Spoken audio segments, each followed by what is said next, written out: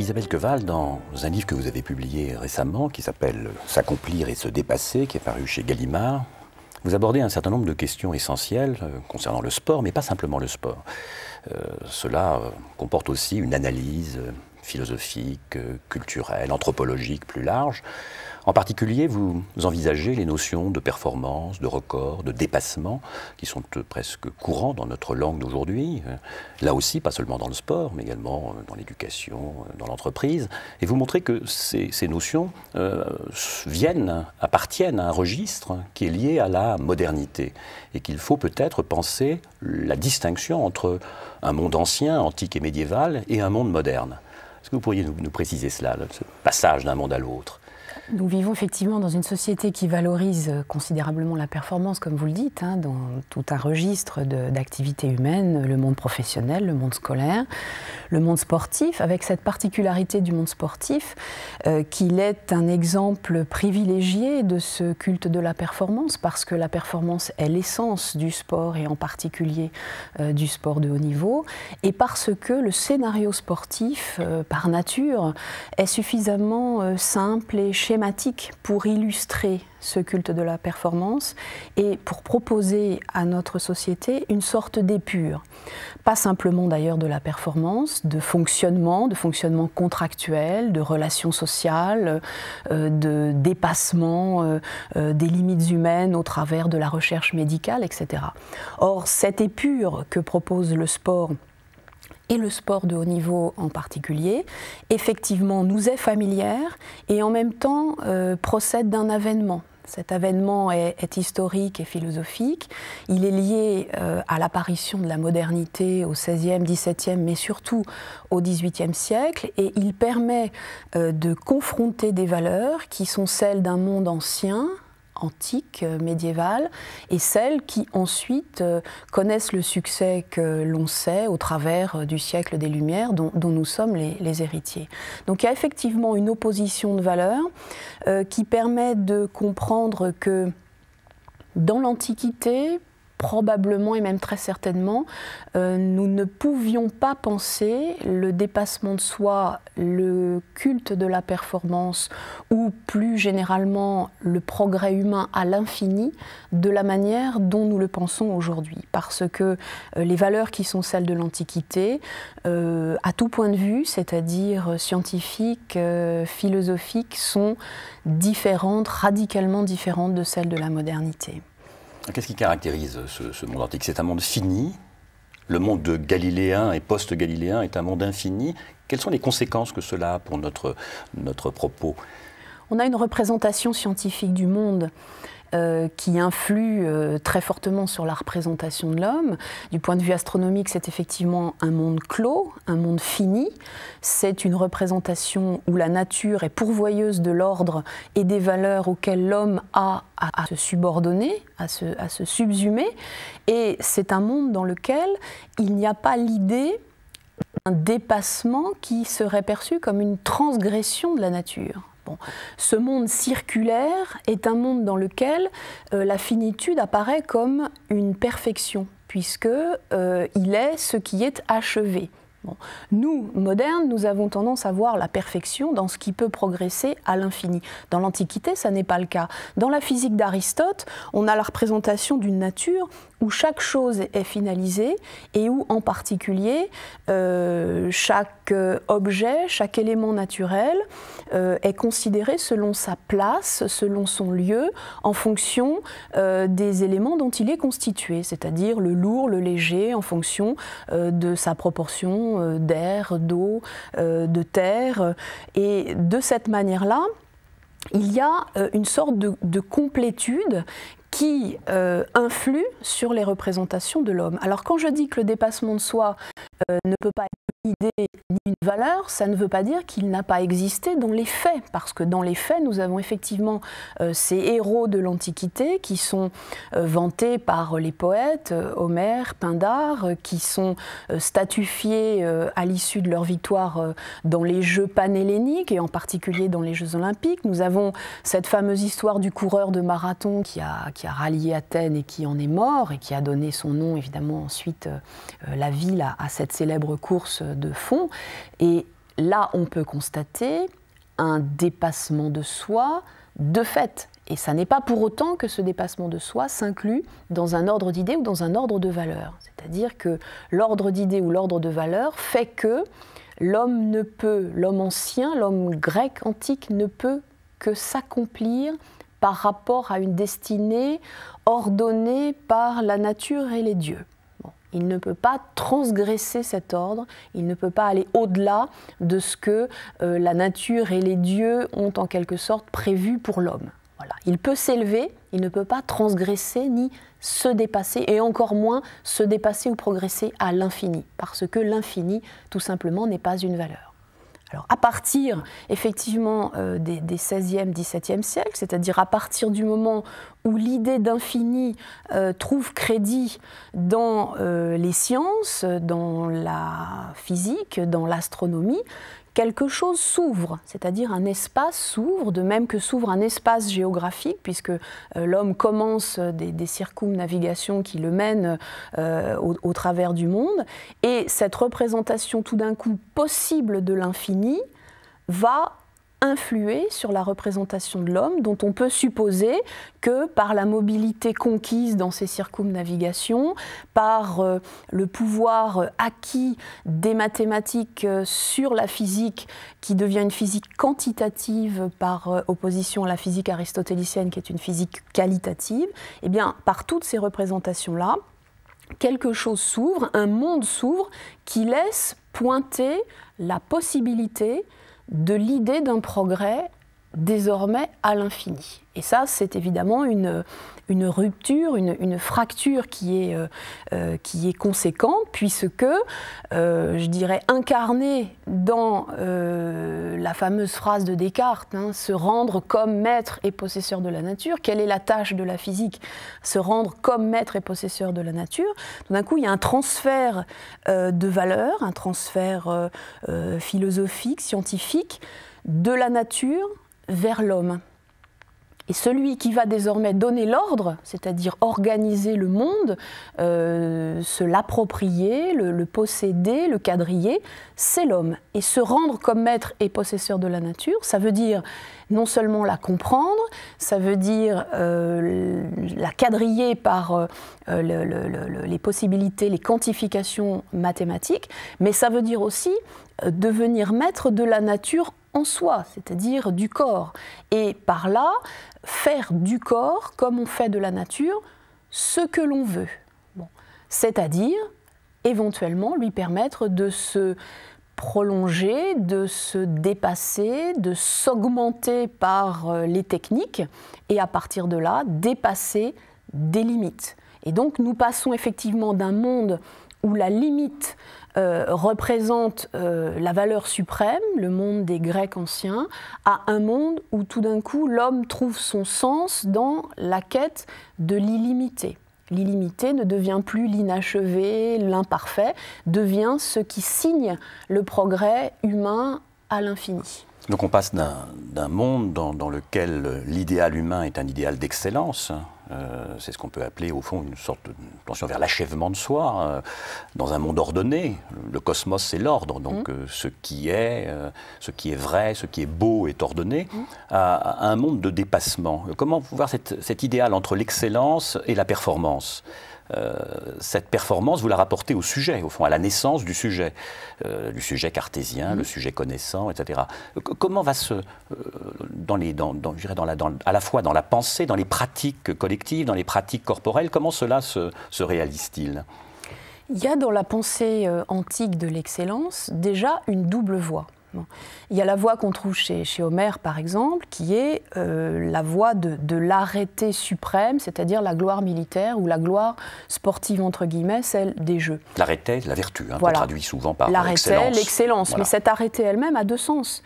Hein, ce sens chez Homère qui est celui de la grandeur, on va dire, et puis un sens qu'on trouve chez Aristote qui est celui de la juste mesure et de l'équilibre. Bon. Alors, cette double représentation de l'arrêté antique, néanmoins, s'effectue dans une représentation de l'homme où il s'agit d'accomplir des potentiels en référence à la nature, toujours.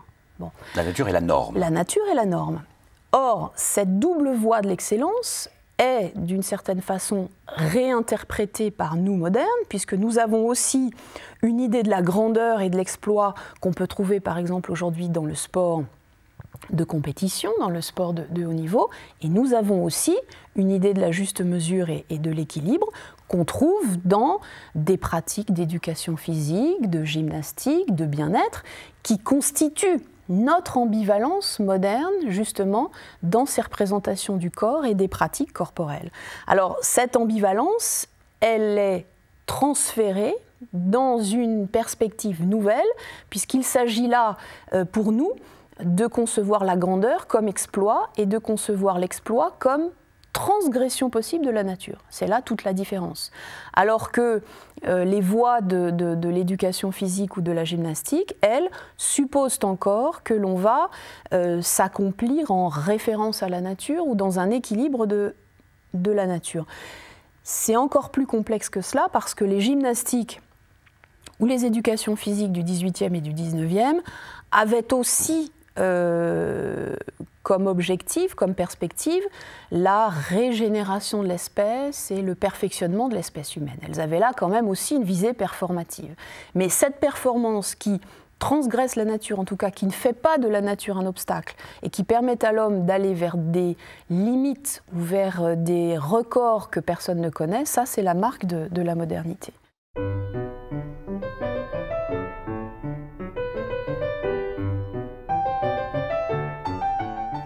Non seulement on passe par conséquent de l'accomplissement de soi au dépassement de soi, mais ça a partie liée avec l'idée de progrès aussi. C'est vrai que l'idée de progrès est inconcevable dans le monde ancien. Mais le progrès, il est à la fois quantitatif. Au XVIIe siècle, Pascal pense le progrès sur un mode quantitatif, davantage de connaissances. Mais au XVIIIe siècle, le progrès devient qualitatif. Et comment cela se réalise-t-il ou s'exprime-t-il dans l'éducation physique, dans le sport, ce passage du quantitatif au qualitatif, dans la progression? Alors il y a un passage du quantitatif au qualitatif, effectivement, comme vous le dites, au XVIIIe siècle, parce qu'on a l'idée que si les fondements de la société peuvent changer, c'est-à-dire si il y a la possibilité de donner l'accès à toute classe sociale et à tout individu à un perfectionnement de soi, ce perfectionnement va passer par une éducation de l'esprit, par une éducation du corps. Bon. L'éducation physique, comme telle, c'est-à-dire comme expression, apparaît au XVIIIe siècle. Elle apparaît sous la plume du médecin Balexert, et elle exprime cette capacité à miser sur le potentiel d'un individu dès son plus jeune âge pour l'amener vers un perfectionnement indéfini, le plus grand possible, au cours de sa maturité et jusqu'à sa vieillesse. C'est toute l'idée du XVIIIe, c'est cette capacité à cultiver l'individu. Ça, c'est qualitatif, effectivement, et les éducations physiques, corporelles, s'insèrent dans ce projet de démocratisation des mœurs, de nivellement possible, pensable en tout cas, des classes sociales, et la visée pédagogique est fondamentale dans ce bouleversement politique, puisqu'on suppose effectivement que l'outil de cette démocratisation et de ce bouleversement des valeurs, c'est l'éducation, dont l'éducation physique. Mais au XIXe, ce souci de perfectionnement devient ou redevient quantitatif, car le XIXe siècle, c'est le siècle de la mesure, de toutes les mesures, de l'invention de toutes les machines pour mesurer l'humain au travers du travail, au travers des gymnastiques, le rendement du corps, le rendement du muscle, l'examen de la force de travail, et on arrive à, en quelque sorte, rendre effectif les idées, les théories, les grands projets du XVIIIe siècle, à les concrétiser dans cette effervescence de mesures qui caractérise le XIXe. Beaucoup de sciences, dont les sciences humaines, deviennent des sciences se terminant par métrie, anthropométrie, sociométrie, économétrie. On parle d'arithmétique politique. Et là, il s'agit effectivement de mesurer l'humain. Et effectivement, on replonge dans le quantitatif. Or, ce n'est pas évidemment anodin que le sport arrive à cette époque du XIXe et en quelque sorte, dans sa version nouvelle, dans sa version moderne, épouse cette passion du quantitatif et du chiffrage de la performance. Tout d'un coup, deux choses se superposent, c'est-à-dire la passion du 19e pour la quantification du geste humain, de la force humaine, et l'évolution, l'essor du sport comme capacité à chiffrer la performance humaine. Il y a là quelque chose qui s'effectue en parallèle.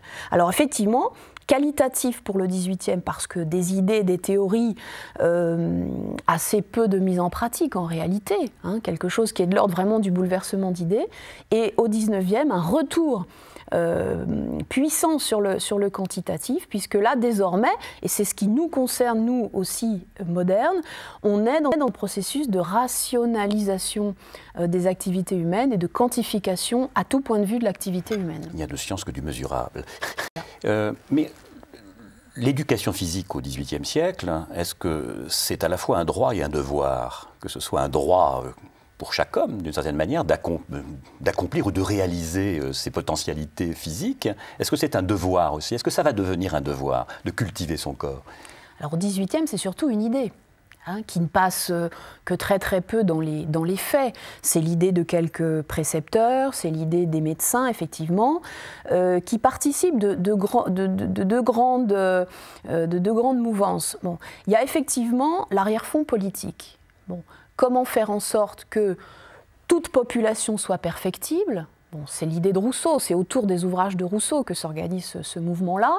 Comment faire en sorte que toute population soit perfectible en lui prodiguant une éducation intellectuelle et physique. Et en même temps, il y a une mouvance médicale, hygiéniste qui est prépondérante, puisque en même temps qu'on s'inquiète de la perfectibilité humaine, qui est une idée neuve et une idée porteuse, évidemment en miroir, on s'inquiète de ce que cette population qui pourrait progresser puisse aussi dégénérer. Et tout d'un coup, à la stabilité, on va dire, à l'état de fait de l'Ancien Régime, va se substituer ce couple de notions qu'on trouve au XVIIIe et au XIXe. Si l'homme est perfectible, il peut donc aussi régresser.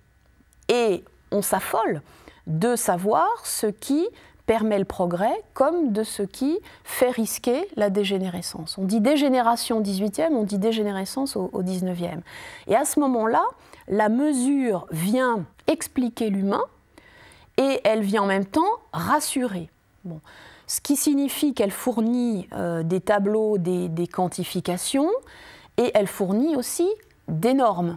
Et puisqu'elle fournit des normes, elle fournit des hiérarchisations. Et on sait, évidemment, dans le courant de ce XIXe siècle, à quel point ces hiérarchisations entre catégories sociales, entre races, entre diverses tranches de la population, vont avoir des conséquences tragiques, puisqu'elles amènent à toutes les discriminations politiques, elles amènent évidemment à tous les excès dans cette hiérarchisation. Au XVIIIe siècle apparaît donc cette idée d'éducation physique, et au XIXe siècle, le sport moderne. Les Anglais vont développer finalement ce qu'on appelle le sport. Comment passer de cette éducation physique au sport? Il nous semble aller de soi que l'éducation physique soit en même temps sportive. Les professeurs sont des professeurs d'EPS. Comment penser ce passage, éventuellement les conflits, les incompatibilités éventuelles, les tensions entre ces deux rubriques, si je puis dire?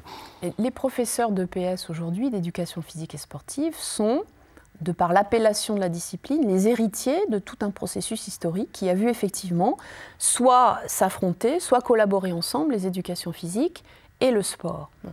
L'éducation physique du XVIIIe va donner naissance au XIXe à ce qu'on appelle les gymnastiques, qui sont une spécification de l'éducation physique, puisqu'elles vont devenir spécialisées, elles vont devenir répertoriées, elles vont être empreintes d'un certain nombre de finalités, d'ailleurs souvent nationalistes, et elles vont avoir ce souci de régénérer ou de perfectionner l'espèce humaine. Le sport, lui, arrive effectivement au début du XIXe, mais surtout se développe dans la deuxième partie du XIXe siècle, là aussi au départ comme une activité pédagogique, On connaît l'histoire du collège de rugby en Angleterre et de l'activité de Thomas Arnold qui en prend la direction et qui réforme les mœurs et l'éducation des jeunes Anglais dans ce collège.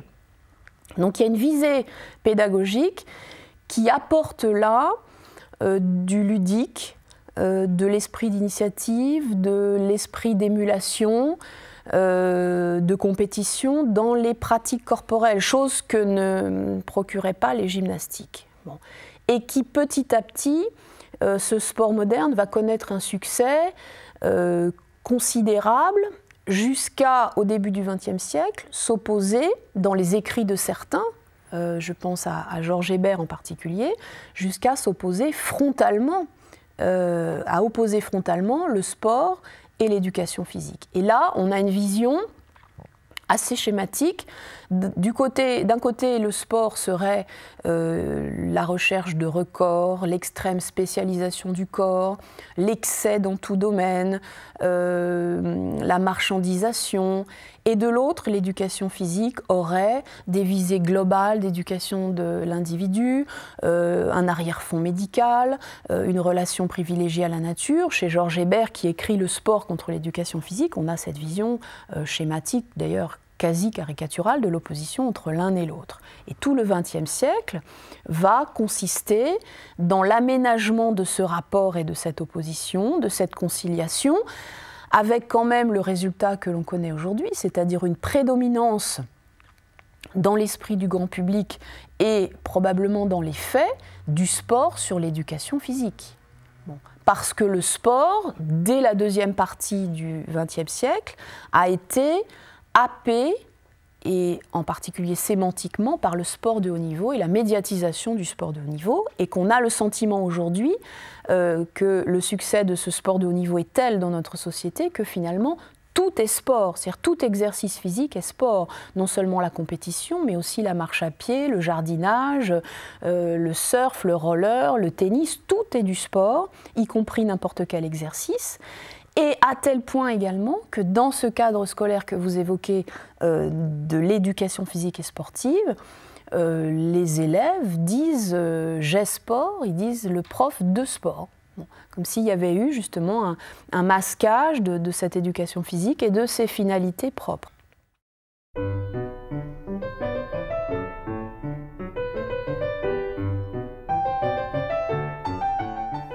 Lorsqu'on parle de performance, de dépassement, de record, est-ce qu'on n'est pas porté par une sorte de pente quasi naturelle vers ce qu'on appelle le dopage? Mais le dopage étant un terme générique, est un terme au fond assez indéterminé. En tout cas, sur un certain nombre de pratiques pour essayer d'augmenter cette performance, de faire croître le record. Est-ce qu'il n'y a pas là une sorte de logique presque irréversible et abyssale ? Le dopage est une amélioration artificielle de la performance, c'est ce que dit la définition traditionnelle et simple du dopage. Et on voudrait parfois opposer à cet artifice du dopage un sport naturel, qui suppose un corps naturel, sans ajout, ce qui est une illusion, puisque évidemment c'est en contradiction avec le contenu même du rapport nature-culture tel qu'on le développe en philosophie, c'est-à-dire en réalité une intrication dans toute activité humaine de ce qui est naturel et de ce qui est culturel. Et dans le sport aussi, car en réalité dans le sport, tout est culturel et artificiel. Une paire de chaussures, un maillot de bain tel que ceux qu'on voit aujourd'hui, extrêmement sophistiqués à tel point que certains parlent d'une technologie du maillot de bain. Les stades sont culturels et artificiels, de même que les piscines, de même que les ballons, etc. Bon. De même également que le savoir des entraînements qui encadre aujourd'hui le sport de haut niveau, de même que le savoir médical, la diététique, etc. Tout ça, ce sont des éléments culturels et donc artificiels au sens strict, qui viennent faire progresser le sport et le sportif. Le dopage, lui, celui qu'on connaît aujourd'hui, qui est essentiellement chimique et pharmacologique, apparaît effectivement intellectuellement logique si ce n'est moralement légitime, dans le droit fil de ces efforts de l'humanité et du sport en particulier pour améliorer la performance. Bon. Alors, la frontière évidemment qui s'opère aujourd'hui, et je serais presque tentée de dire pour l'instant, c'est entre ce qui améliore la performance en procurant confort, on va dire, facilité aux sportifs, et ce qui le détruit. Bon, en l'occurrence, le dopage. Et ça, c'est l'argument de la nocivité du dopage à l'égard de la santé. Mais on peut supposer que le dopage du futur imagine des formes moins nocives. Bon. On ne sait pas grand-chose encore du dopage génétique. Est-ce qu'il est expérimenté? Est-ce que déjà des sportifs en ont bénéficié? Est-ce qu'il aura la même nocivité sur la santé des individus? On suppose que les nanotechnologies, c'est-à-dire l'insertion de puces électroniques dans le corps humain pour commander telle ou telle action, réguler tel ou tel processus, vont aussi intervenir dans le dopage. Quel sera leur effet sur la santé, etc. Bon, d'autres formes sont imaginables, dont on ne sait pas si elles vont permettre de maintenir cet argument de la santé comme frontière entre ce qui améliore et ce qui nuit. Bon. Ce qui invite à penser le dopage d'une manière sans doute plus globale que ce que l'on fait aujourd'hui. Bon. Par ailleurs, l'argument de la santé, là je fais une petite parenthèse, mais touche aussi ce qui concerne le sport de haut niveau dans ses fonctionnements actuels. C'est-à-dire cadence intensive, grande précocité des athlètes et statistiques concernant les blessures et des pathologies chroniques qui sont assez effrayantes. Autant de choses qui n'apparaissent pas. Au fond, sous les caméras nous montrent les sportifs performants, elles nous montrent rarement le sportif vieillissant. Il est difficile pour le grand public, comme on dit, d'avoir une idée du corps du sportif de haut niveau, ce corps meurtri, ce corps qui a été soumis à des tensions, à des exigences. Par conséquent, l'argument de la santé, il repose aussi peut-être sur une ignorance délibérée, sur une manière de pointer l'attention simplement sur l'exploit et pas sur le devenir d'une vie. Alors il y a effectivement assez peu d'études qui portent sur le devenir du sportif de haut niveau et sur sa vieillesse. Par contre, il y a énormément d'études et de statistiques qui portent sur le sportif de haut niveau en activité, sur les blessures, bon, qui sont relatées dans la presse, quand même connues du grand public, sur les effets du dopage et en particulier des dopages systématiques qu'on peut avoir cours dans certains pays, des ex-pays de l'Est, etc. Les maladies qui s'en sont suivies, on a quand même des en série qui touchent certains sports. Je pense à cette forme de leucémie qui touche le football italien depuis des années, avec quand même plusieurs dizaines de décès, bon, qui alertent sur des pratiques qui sont effectivement peu ou mal ou volontairement mal connues.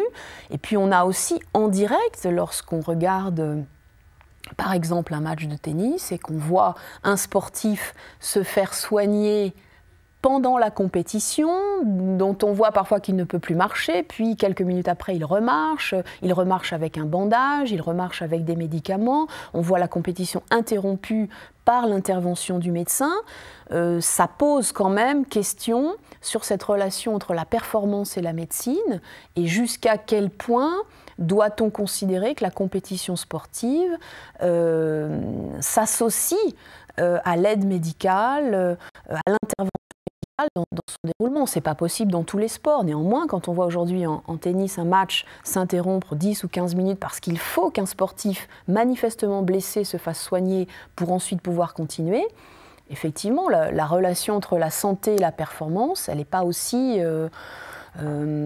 éblouissante que ça, finalement. Et puis vous le montrez bien d'ailleurs, la difficulté croissante d'apporter une définition satisfaisante à la santé, quels critères. Mais l'argument au fond de la santé pour condamner le dopage n'est pas recevable, hein, il est trop ambigu. Ça ne veut pas dire que le dopage ne soit pas condamnable, mais il serait à un autre niveau. De la même façon, vous dites que l'argument de la tricherie, dire que se doper c'est tricher, n'est pas non plus véritablement recevable? Il est très ambigu aussi, parce qu'il n'y a pas de tricherie dans l'absolu dans le sport, parce que les règles du jeu sportif sont des règles conventionnelles. Bon. Et que dans toutes les modifications ou améliorations que connaît le sport, que ce soit du point de vue de ses règles ou que ce soit du point de vue de ses matériels, il y a des conventions qui font qu'à un moment donné des choses sont interdites et qu'à un autre moment elles sont autorisées par décision. Si on prend l'usage du dérailleur, par exemple, dans le cyclisme, jusqu'en 1937, il est interdit parce que c'est un avantage artificiel, et puis ensuite il est autorisé et ça devient une amélioration de la performance cycliste. Bon. Et ainsi de suite. Bon. Des tas de choses ont été effectivement interdites et puis d'autres sont autorisées. Bon. Dans ce processus de mouvance du permis et du défendu, s'intègre forcément la consommation de produits.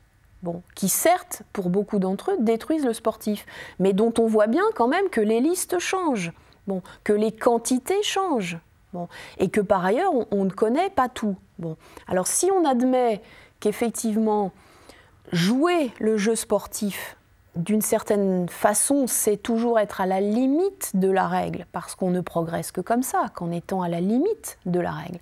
Hein, le sportif de pointe, c'est celui qui n'est pas en deçà, c'est celui qui joue avec la règle, jusqu'à parfois risquer de la transgresser. C'est valable dans les comportements, dans les usages de matériel, dans les consommations. Si on considère que jouer, c'est jouer avec la règle, on peut supposer que tester de nouvelles substances ou de nouveaux médicaments, c'est aussi une manière de jouer avec la règle, en sachant qu'après, une liste tranche entre ce qui est permis et ce qui est défendu. Bon. Donc cette référence à la tricherie, elle n'est pas aussi absolue qu'on voudrait parfois le dire. Vous dites d'ailleurs que parfois tricher, c'est jouer, ce qui peut paraître évidemment très provocateur. Tricher, c'est jouer. Quand un athlète tente de battre un record sur piste en faisant l'usage d'un lièvre et que ce lièvre abandonne dans le cours de la compétition, lorsque un footballeur, entre guillemets, fait du cinéma pour obtenir un coup franc ou un penalty, lorsque un tennisman ou un handballeur saute et prolonge son saut pour franchir une ligne qu'il n'a pas le droit de franchir quand il est au sol, on voit bien là qu'on a des usages limites du règlement sportif et que c'est aussi ce jeu au sens ludique du terme et ce jeu au sens d'un écart possible qui rendent intéressante la performance sportive dans cette capacité à inventer, dans son inventivité. Bon. Alors la recherche médicale, elle a aussi une part de cette inventivité. Alors avec des effets désastreux, et les statistiques concernant le dopage sont effrayantes. Pour vous donner l'exemple d'un sport professionnel américain qui échappe un peu aux chartes internationales, le football américain a ces athlètes qui ont une espérance de vie de 55 ans et la moitié décède avant 47 ans. Bon. Ces statistiques-là sont lourdes, évidemment, et destructrices. Mais on peut supposer quand même que l'inventivité médicale va aussi dans le sens d'une amélioration de la performance humaine. Alors l'ambiguïté réside justement entre ce qui détruit, ce qui est une tricherie manifeste, mais là la définition est compliquée, et puis ce qui peut être accepté. Oui, puis surtout que vous montrez bien que la tricherie est une sorte de moteur de la performance. Hein. C'est-à-dire qu'il y a quelque chose là aussi qui peut être très inquiétant, c'est que cette idéologie qui part avec cette idée de la performance qui tend vers un infini, elle comporte aussi comme moteur ce travail presque du négatif que serait la tricherie. Parce que la tricherie, c'est une transgression et qu'elle a cette part d'inventivité, de dépassement. Bon. Donc nécessairement, elle est présente. Et on essaye, tout le sport essaye, de circonscrire cette tricherie en considérant qu'évidemment, les règles du jeu sont le fondement ontologique du sport. Donc il ne faut surtout pas les transgresser. Mais en même temps, le jeu fait que il faut essayer. Voilà. Vous donnez l'exemple du sauteur qui a le premier rouleau californien, on va appeler cela. Les premières réactions ont été des réactions en disant ça va contre les règles. Oui, ça va contre les règles. Puis il y a eu d'autres choses tentées dans le saut en hauteur, des chaussures à ressort par exemple, qui évidemment n'ont pas connu de légalisation ni de postérité. Mais les techniques, elles, sont toujours des inventions. Alors, la tricherie, c'est le motif de la condamnation d'un certain nombre de sportifs qui occupent le devant de la scène, avec des procès quasi publics, c'est la nouvelle chasse aux sorcières. Et vous dites aussi qu'on ne porte pas, ou on feint de ne pas voir que la tricherie, elle est partout. La tricherie politique, la tricherie sociale, la tricherie économique, et que celle-ci, finalement, qui est aussi le moteur de fonctionnement d'une certaine société habitée par la performance, là, on est beaucoup plus aveugle, beaucoup plus réservé. La tricherie sociale est partout, le dopage social commun est partout aussi. Bon. Simplement, ce qu'on observe, c'est qu'il y a un traitement particulier réservé à la tricherie et au dopage dans le sport. Bon, ce qui est intéressant, c'est de voir le rôle qu'on cherche à faire jouer au sport pour que justement on puisse justifier ce double traitement de ces phénomènes-là. Bon. J'ai dit tout à l'heure que la compétition sportive apparaissait comme une épure de la recherche de performance et du dépassement de soi. Elle représente aussi une forme d'épure de ce que devrait être le fonctionnement démocratique et qu'il n'est pas. C'est-à-dire que dans le fonctionnement sportif, on a l'idée d'une égalité des chances, qui visiblement est respectée lorsque des sportifs s'alignent derrière la même ligne de départ et respectent les mêmes règles du jeu avec cette issue qu'on connaît bien, c'est-à-dire que le meilleur gagne, c'est-à-dire qu'on a là l'association épurée, schématique d'un fonctionnement démocratique et d'un résultat aristocratique. Ariston le meilleur, que le meilleur gagne, hein, ce qui est concilié dans le sport et assez difficilement d'ailleurs concilié dans le reste de la société. Et par là, on a une épure de méritocratie. Bon, que le meilleur gagne, avec cette idée que dans le sport, grâce aux règles du jeu et à ce fondement ontologique que sont les règles du jeu, on a une transparence ou une traçabilité de la performance. On sait comment un sportif a gagné parce qu'on l'a vu, on l'a mesuré et que c'est d'une certaine manière prouvable. Bon. Alors, cette conciliation entre démocratie des règles, aristocratie du résultat, ce fonctionnement, on va dire, réconcilié d'une méritocratie qui, au fond, n'est que la justification d'une inégalité, par ailleurs, mais que le public accepte beaucoup mieux dans le sport qu'il ne l'accepte dans le reste de la société, font le succès du sport, puisqu'on a là des fonctionnements qui sont simplifiés et qui permettent de dire effectivement, dans le sport, il n'y a pas de triche, il n'y a pas de favoritisme, il n'y a pas de fils à papa, alors que partout ailleurs dans la société, les moyens d'accéder à la réussite au pouvoir sont beaucoup plus faussés, en tout cas beaucoup moins lisibles et beaucoup moins transparents. Et par conséquent, on projette sur le fonctionnement sportif et il se prête à cela parce que ces scénarios sont simples, parce qu'il y a quelque chose de, encore une fois, de complètement schématique dans le sport. Il se prête à cela, le sport, et on projette sur lui des fantasmes ou des idéaux démocratiques. Tout ce que la société manque, le sport devrait être à même de le réussir. Et par conséquent, lorsque le sport atteste lui-même de ses dysfonctionnements, parce qu'il y a du dopage, parce qu'il y a de la corruption, parce qu'il y a de la tricherie, etc., ça devient inacceptable. Voilà. Parce qu'il ne devrait pas, selon son mythe, santé, pureté, égalité, etc., le sport ne devrait pas, vous parliez tout à l'heure de devoir, eh bien il ne devrait pas se conformer ou se comparer à ces autres activités sociales. Parce qu'on arrive à une une sorte de situation intenable, hein, à savoir que si le sport représente un idéal aussi démocratique, donc un idéal égalitaire, on peut à la limite dire que le dopage est une façon de compenser l'inégalité naturelle pour essayer de faire que ceux qui sont moins performants le deviennent. Est-ce qu'on n'a pas là une sorte de paradoxe, là aussi un peu terrifiant? Alors l'idée selon laquelle le dopage autorisé permettrait de restaurer l'égalité actuellement mise à mal par le dopage interdit se heurte à plusieurs arguments. D'abord, ça suppose qu'on abandonne complètement l'horizon médical, bon, ce qui pose problème, et qu'on considère que les sportifs, tout professionnels, ce qui là encore n'est pas le cas, assurent un spectacle, donc un sport-spectacle, à leurs risques et périls, qu'ils sont rétribués en conséquence, et un petit peu comme les antiques jeux du cirque, que finalement il y a un équilibre entre le spectacle et ses gains et les risques vitaux encourus. Bon.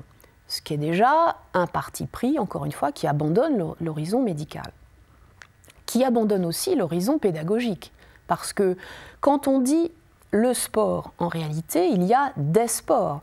Et il faut pouvoir séparer la sphère très particulière du sport de haut niveau de l'ensemble du sport, qui est le sport de masse, qui est l'éducation physique dont on a parlé tout à l'heure, et tout un ensemble de pratiques qui ne sont pas nécessairement dans l'excès et dans l'extrême, comme l'est le sport de haut niveau. Mais que le sport de haut niveau illustre, encore une fois, par toutes ces tendances exacerbées. Par ailleurs, il n'y a pas un dopage, mais il y a des dopages.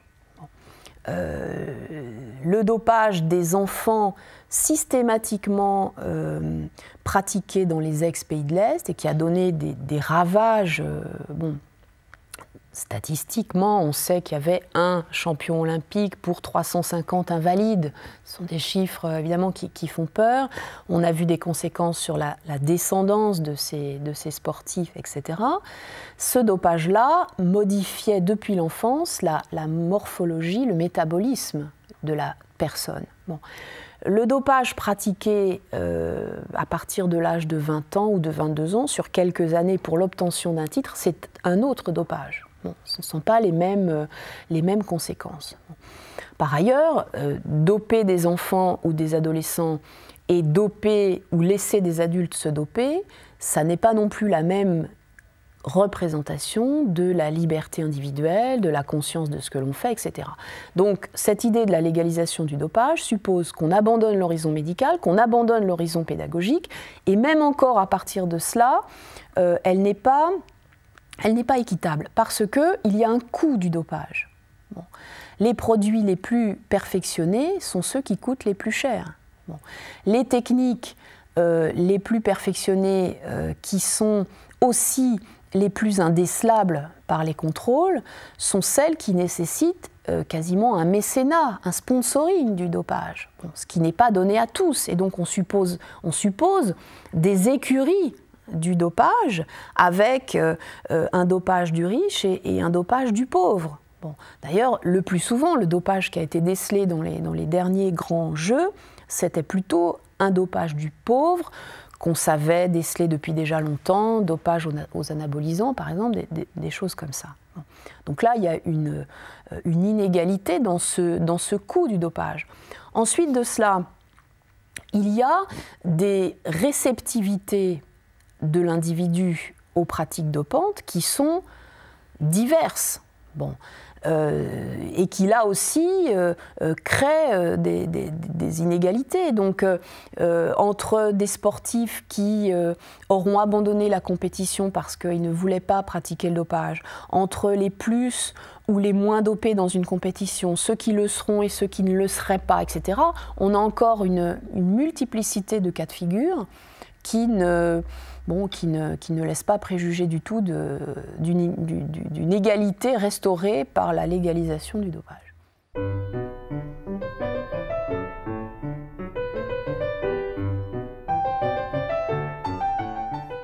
Donc la réaction seulement judiciaire, policière, puis judiciaire est une réaction dont on a montré qu'elle est à la fois hypocrite, vaine, illusoire.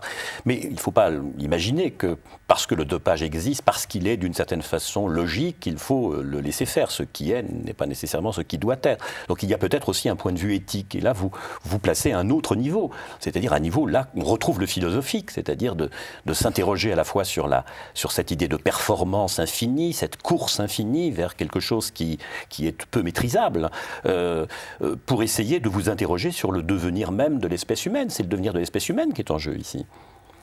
Le dopage interroge tous les efforts accomplis par l'humanité et l'illustre, les efforts accomplis par l'humanité pour progresser.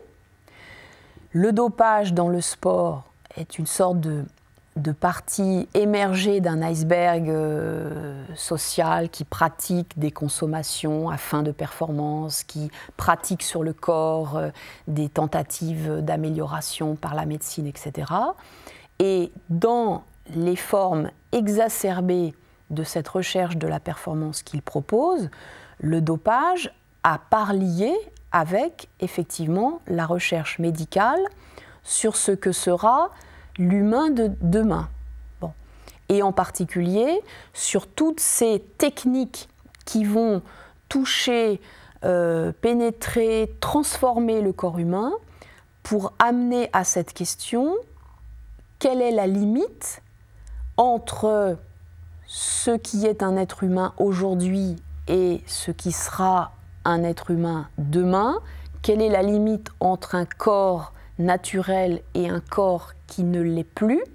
Et à quel moment accepte-t-on ou refuse-t-on l'artifice technique appliqué au corps humain? C'est-à-dire à quel moment dénature-t-on l'être humain que nous connaissons aujourd'hui et qui pourrait ne pas être le même demain? Ce sont ces questions-là qui évidemment excèdent très largement le champ du sport, qui sont des questions médicales par leurs aspects techniques, qui sont des questions philosophiques et éthiques, qui sont posées aujourd'hui par le dopage sportif. Et c'est en cela aussi qu'il est intéressant.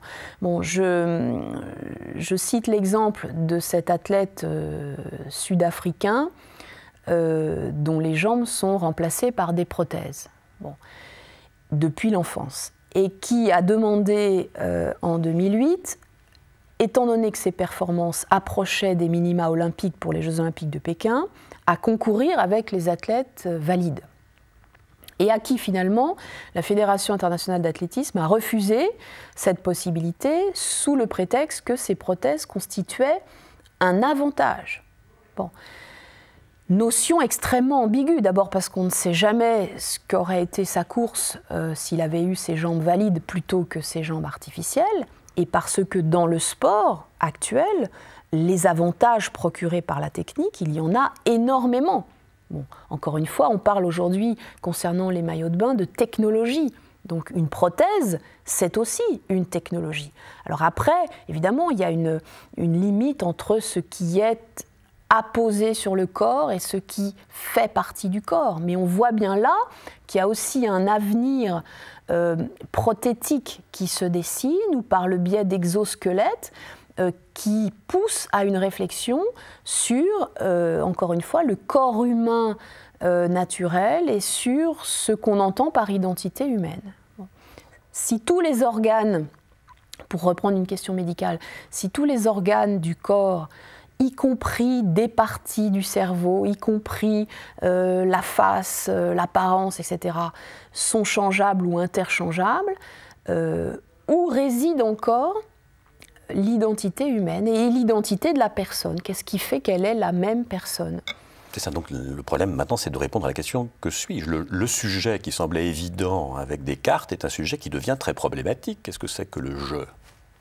Oui, parce qu'il est éclaté, parce qu'à partir du moment, c'est un processus aussi là qui est assez long, qui date du 19e siècle, c'est-à-dire à partir du moment où on a ouvert le corps pour l'autopsier, le disséquer, le fragmenter en différentes spécialités médicales, etc.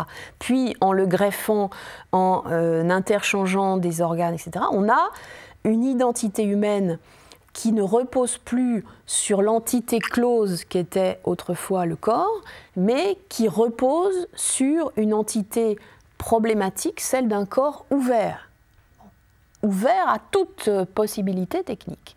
Et effectivement, le sujet, d'autant plus aujourd'hui avec l'avancée et le succès que connaissent les neurosciences, qui posent aussi là des problèmes assez considérables, le sujet se trouve face à la question de son identité et de sa permanence, d'une nouvelle manière. Toujours le sujet a été face à la question de son identité et de sa permanence, dans le temps, de par le vieillissement, etc.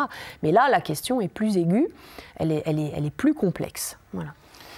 Les questions, les problèmes que nous abordons, ils trouvent une expression dans votre livre ou là dans notre conversation, mais dans notre société, y a-t-il des lieux, y a-t-il des instances, y a-t-il des espaces institutionnels par exemple? Est-ce que au cours de leur scolarité, les enfants font du sport, ils font de la littérature, de la philosophie, mais ces questions qui sont des questions absolument fondamentales, pas simplement en termes philosophiques, mais en termes de société, ces questions sont absentes. Est-ce que vous croyez qu'il y a là un défaut, presque un déficit d'interrogation qui devrait trouver des remèdes, par exemple dans les programmes scolaires, peut-être essayer de laisser une part à ces sujets, à ces questions, peut-être au plan plus national. Est-ce qu'il faudrait une sorte de comité d'éthique qui statue, qui soit dévolu, dédié à ces interrogations?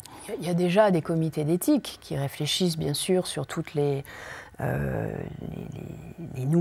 innovations, les découvertes médicales. Concernant l'enseignement, c'est un peu plus compliqué parce qu'en réalité, ces thèmes sont présents, mais ils sont présents de manière fragmentée. Bon. Et en même temps, il est assez difficile de présenter à des enfants ou à des jeunes le rassemblement de toutes ces questions qui demandent un petit peu de perspective et puis peut-être aussi de connaissances sur la médecine ou les représentations du corps. Ce sont des questions qui sont présentes. Elles sont présentes au travers de la manière dont aujourd'hui la santé apparaît comme une norme dans notre société, avec une quantité de prescriptions liées qui traversent notre quotidien. Bon. Alors ça pose là aussi d'autres problèmes philosophiques, c'est-à-dire pourquoi investissons-nous aujourd'hui à tel point dans le corps et le culte du corps? Qu'est-ce que ça cache comme défaut de transcendance, comme défaut de projection dans l'avenir et d'idéologie, etc. Mais le fait est que nous sommes dans une société traversée par la norme médicale et par cette question que pose la santé. Bon. Avec, je dirais presque comme au XVIIIe et XIXe siècle, avec son autre, c'est-à-dire la peur de ce qui peut modifier, transformer ou transgresser cette santé. C'est-à-dire qu'à la fois nous avons une injonction au bien-être, comment faire pour nous porter bien, ici confondu avec mieux, bien-être confondu avec mieux-être, pose des techniques et des consommations de performance, mais aussi une interrogation peut-être plus silencieuse parce que plus dangereuse aussi dans son concept, sur qu'est-ce qui va transgresser ou transformer cette santé, c'est-à-dire quelles sont les techniques qui vont permettre l'évolution tout simplement du corps humain. Et là, ce sont des champs qui sont assez peu, comme vous le disiez, rassemblés, parce que la réflexion technique s'effectue sur la possibilité pour les nanotechnologies, pour des capteurs, pour des implants, de pénétrer le corps humain ou de provoquer des sensations qui ne seraient pas vécues sur le plan réel, par exemple, ce qui va dans le sens de ce qu'on appelle le transhumanisme, c'est-à-dire petit à petit un abandon du corps matériel pour le transférer et transférer son vécu dans des technologies. Ça, c'est une réflexion. La réflexion sur ce que peut ou ne peut pas faire la médecine, c'est une réflexion qui est plus d'ordre éthique, bioéthique. Ce sont d'autres instances, effectivement. Et puis, la réflexion sur le sport, elle a tendance aussi à être relativement fermée sur elle-même, sans percevoir que les questions posées en particulier par le sport de haut niveau dans tous ses excès et le dopage débordent du cadre sportif et concernent l'ensemble de la société. Est-ce que ce n'est pas l'exemple même d'une interrogation ou d'un objet de pensée qui excède les catégories traditionnelles, le cloisonnement disciplinaire? Est-ce que là, on ne découvre pas les limites même de notre système, par exemple, d'enseignement? Pouvoir prendre en vue ce type d'objet, intellectuellement, qui mobilise des savoirs différents, mais pas simplement des savoirs différents, qui mobilise aussi peut-être une méthode différente. Là, je pense à la notion de complexité chez Edgar Morin. Il a montré, lui, par exemple, que pour analyser la mort, ou lorsqu'il a fait son livre sur la mort, il s'est rendu compte que les outils dont il disposait à l'époque était totalement inadéquat, que le cloisonnement universitaire interdisait au fond de traiter dans toute sa complexité, à travers toutes ses facettes, le phénomène de la mort. Est-ce qu'on ne pourrait pas dire la même chose concernant ces conséquences de la performance, ce paradigme qui accompagne non seulement le sport, mais l'ensemble de notre société? On peut dire tout à fait la même chose concernant le corps. Bon, il faut dire que le corps est une notion aussi multiple, qui peut être envisagée par diverses voies, la sportive, médicale, évidemment aussi artistique, du point de vue des mœurs, de la sexualité, etc. On peut dire exactement la même chose. Et on peut effectivement remarquer que les fonctionnements universitaires ou scolaires ne prédisposent pas à envisager transversalement ces notions-là. Oui, c'est un exemple type. Même, je dirais, au sein de la médecine, il y a une difficulté à la transversalité, de par la spécialisation et en même temps le perfectionnement de chaque filière, on va dire, qui empêche aussi cette globalisation ou cette transversalité. À l'intérieur même d'une discipline comme la médecine, on a ce problème-là. Envisager l'individu dans son ensemble.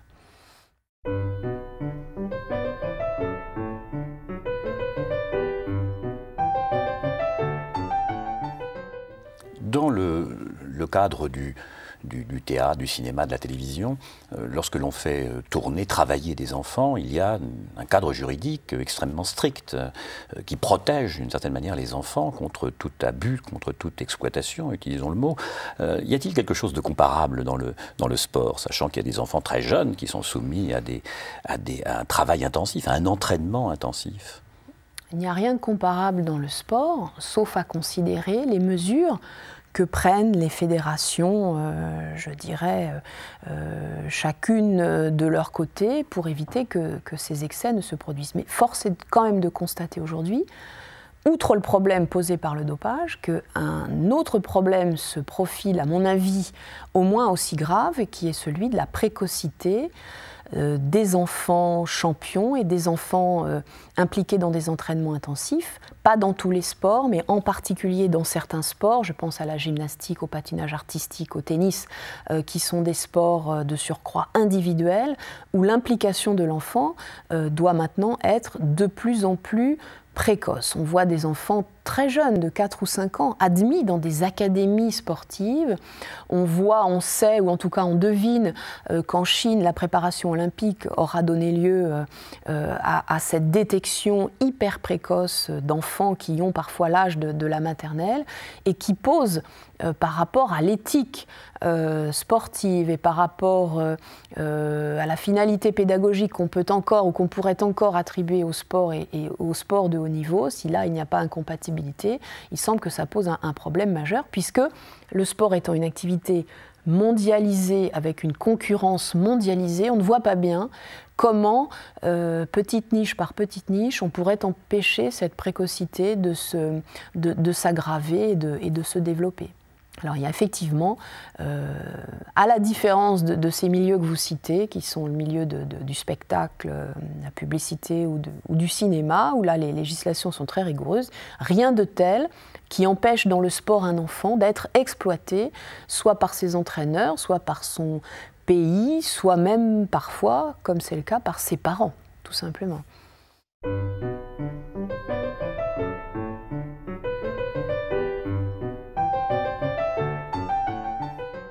La presse, récemment, d'une manière assez récurrente, c'est fait l'écho d'une enquête qui a été menée par l'IRMES concernant les limites de performance, comme si dans certains sports, nous allions atteindre bientôt une limite indépassable.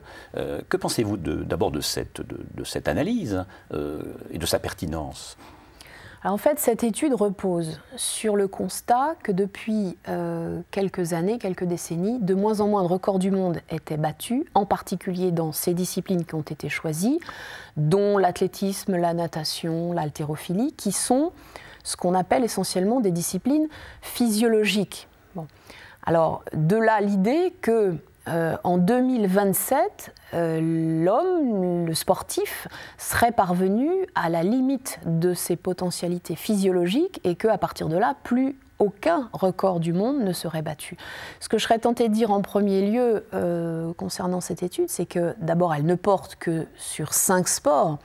Et il y a plus de 130 sports qui sont répertoriés, et que par ailleurs, on ne peut, me semble-t-il, aucunement limiter la performance sportive à des données strictement physiologiques. Parce que la performance sportive, c'est un ensemble de facteurs qui sont certes physiologiques, peut-être plus dans certains sports que dans d'autres, qui sont techniques, qui sont liés au matériel, qui sont liés pour une très grande part à la psychologie, à ce qu'on appelle le mental du sportif, qu'il y a par ailleurs des sports qui sont des jeux et que ces jeux évoluent et que ce qu'on constate, c'est malgré tout une évolution du niveau des performances pratiquées dans des sports comme le tennis, par exemple. On peut comparer le niveau de jeu de Borg, par exemple, avec celui de Pete Sampras, et 10 ans après avec celui de Roger Federer. On a le sentiment, sur le moment, que la performance maximale a été atteinte, et puis, finalement, on s'aperçoit 10 ans plus tard que les sportifs sont plus performants à tout point de vue. Or, cet ensemble de facteurs, à mon avis, restreint la portée de cette étude dans la mesure où il semble que l'être humain, et en particulier le sportif, possède toujours cette capacité à inventer des techniques, des gestuels, des ressources mentales lui permettant de dépasser les performances accomplies, et ce, même si sa physiologie n'a pas une marge de progression indéfinie. Par ailleurs, le dopage est quand même un paramètre qui intervient dans l'amélioration des performances, et on peut supposer là aussi, dans le dopage, une inventivité des techniques et des méthodes qui aident ou complètent cette amélioration de la performance à l'avenir. En fait, c'est plus révélateur de la manière dont une époque conçoit le possible. S'il y a 50 ans, une étude de ce genre avait été publiée, on aurait certainement eu des limites qui auraient été des limites à la mesure de l'époque, à la mesure du champ du possible que l'époque définissait. Oui, on a toujours dit que les records allaient s'arrêter, qu'on ne pourrait pas dépasser telle ou telle vitesse, telle ou telle distance, en saut en longueur par exemple, ou des choses comme ça. Et en même temps, cette étude est révélatrice d'inquiétudes actuelles sur la santé des sportifs de haut niveau, sur les effets du dopage, sur le lien entre l'espérance de vie des sportifs de haut niveau et l'espérance de vie de la population globale, et aussi sur la nature du spectacle sportif, car le spectacle sportif, va-t-il conserver son succès? Va-t-il être toujours rivé sur l'amélioration chiffrée du record et de la performance? Ne peut-on pas imaginer un spectacle sportif qui reposerait, comme autrefois chez les Grecs, simplement sur l'affrontement, c'est-à-dire sur la notion de compétition en désignant un vainqueur et non plus un record? Donc cette étude est intéressante aussi à ce titre, c'est-à-dire en creux, par les inquiétudes qu'elle révèle sur l'avenir du sport et le lien entre le sportif de haut niveau et la population globale.